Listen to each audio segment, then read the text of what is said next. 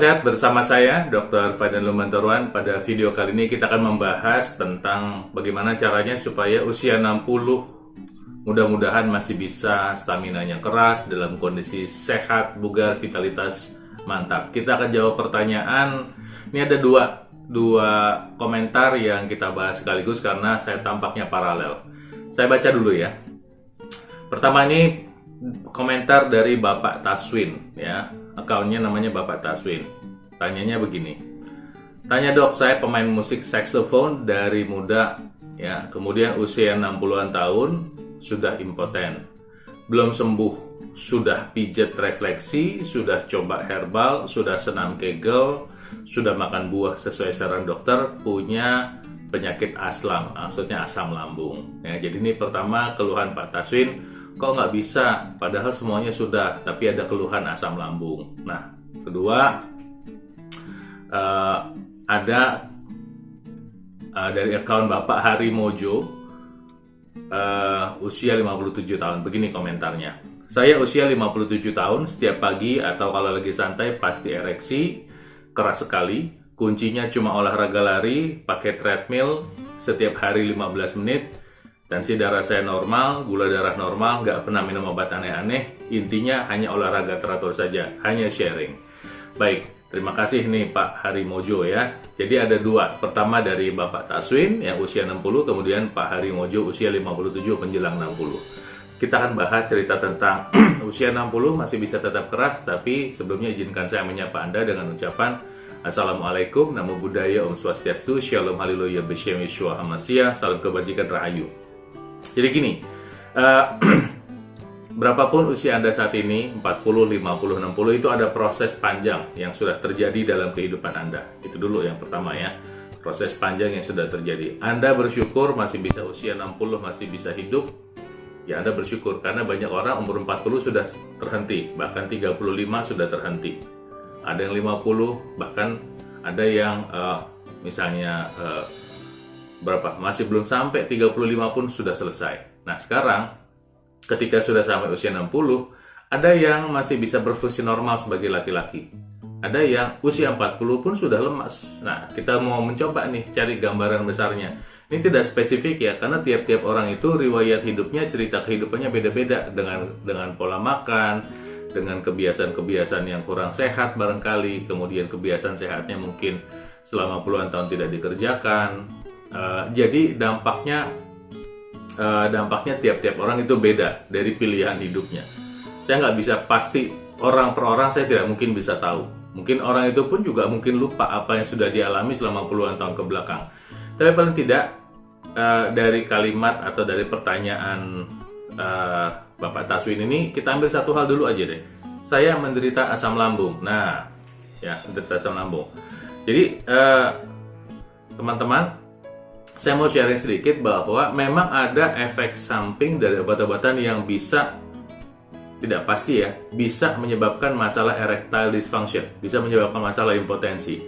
Apa itu obat-obat asam lambung ya, khususnya kalau dikonsumsi dalam jangka waktu lama ya.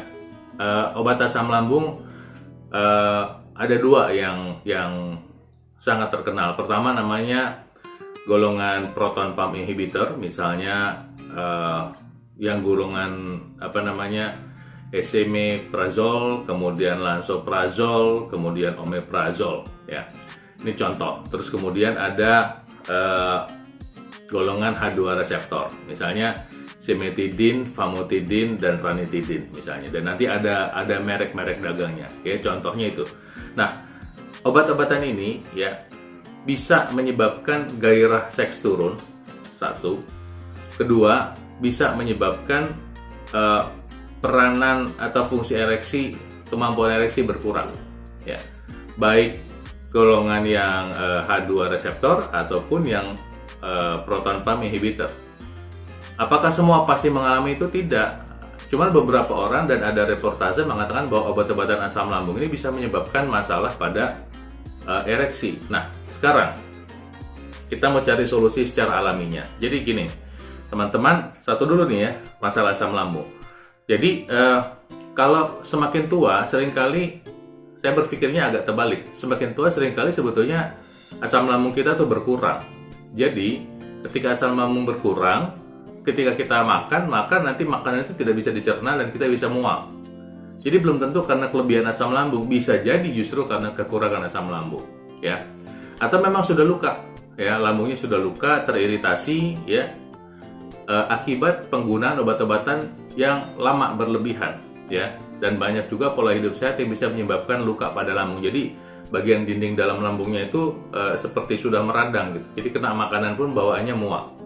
Nah, ketika sudah tahu ini apakah produksinya berkurang dan atau bisa jadi karena luka, sebetulnya kalimat kuncinya untuk itu adalah kita coba bantu pengobatan secara alami, misalnya dengan menggunakan satu pepaya. Kenapa saya memilih pepaya ya? Karena pepaya itu kaya akan vitamin C untuk membantu mengoptimalkan asam lambung. Vitamin C itu asam, ya. Dan pepaya juga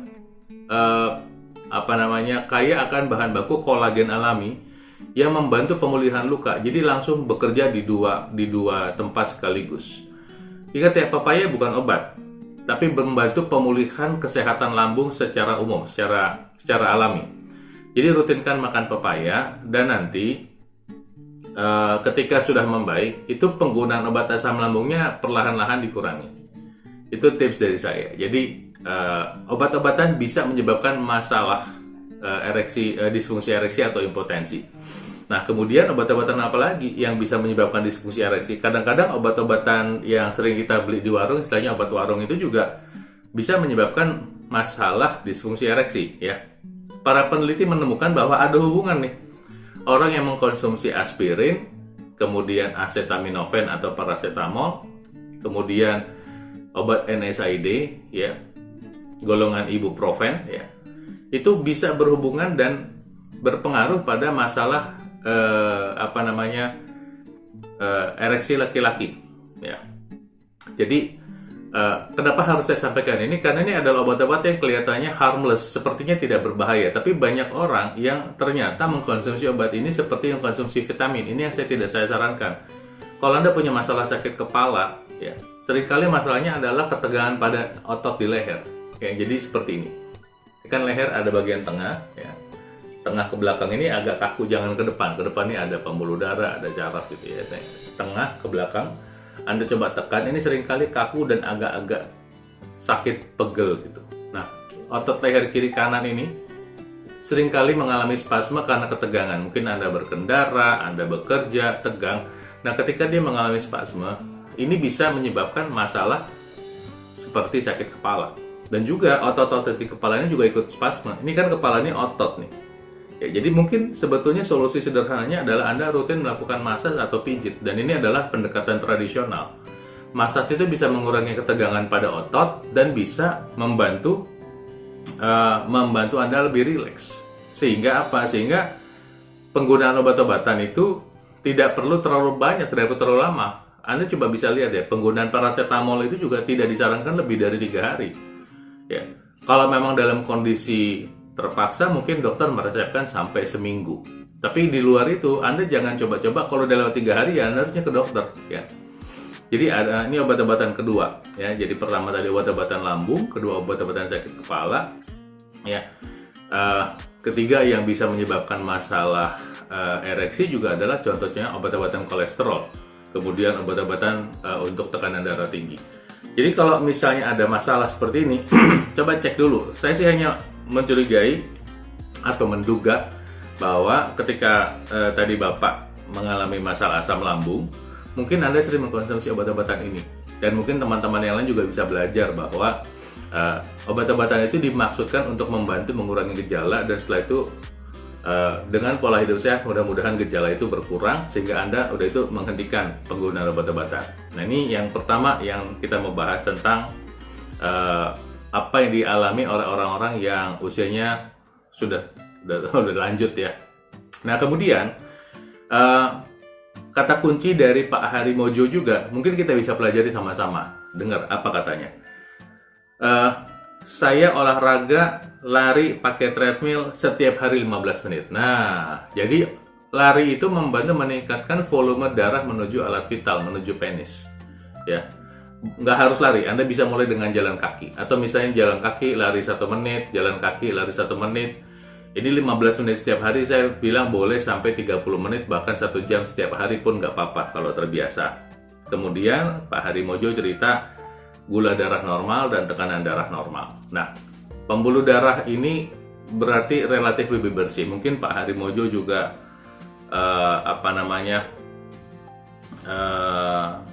biasa makan makanan yang sehat, dan dia tulis tidak aneh-aneh. Jadi mudah-mudahan ini informasi bermanfaat ya buat Pak Taswin dan teman-teman. Teruskan pola hidup sehatnya. Jadi kalau misalnya Anda sudah punya masalah sekarang di usia 50 atau di usia 60, ingat bahwa ini ada proses yang panjang yang sudah terjadi. Nah, untuk membalikan proses ini nggak seperti memudahkan telapak tangan. Pembuluh darah dalam tubuh Anda itu ada 100.000 kilometer. Ya. Dan ketika Anda memulai menjalankan pola hidup sehat, kata kuncinya hidup sehatnya dulu ya. Lain-lainnya kita berharap bisa membaik. Yang penting sehat dulu. Dengan sehat, kesehatan kita punya harapan. Tentu dengan harapan kita punya segalanya. Kalau kita nggak punya kesehatan lah, terus gimana kita bisa melanjutkan kehidupan? Ya. Demikian, mudah-mudahan bermanfaat. Saya doakan Tuhan Yang Maha Kuasa memberkati Anda. Salam selalu, sehat selalu dari saya.